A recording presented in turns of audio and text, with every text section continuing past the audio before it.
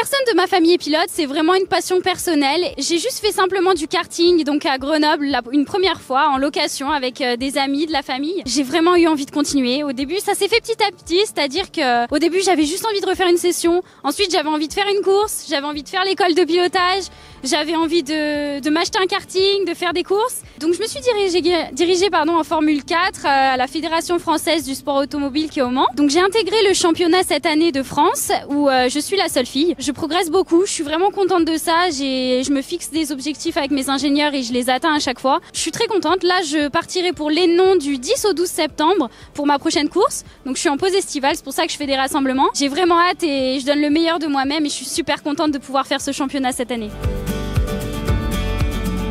C'est difficile parce que bon voilà, les hommes sont très machos pour être honnête. Après moi ça me dérange absolument pas parce que j'ai vécu beaucoup de sexisme en karting et du coup ça m'a forgé, j'ai beaucoup de force mentale là-dessus. Ça me dérange pas, je reste isolée et puis je fais ma course, je suis là pour courir et pas pour faire ami-ami. Ils essayent évidemment de dire des mots blessants parfois ou de me détruire avant les courses, mais je m'en fiche, voilà, je fais ma course et je suis contente de pouvoir rouler et je fais abstraction de ça.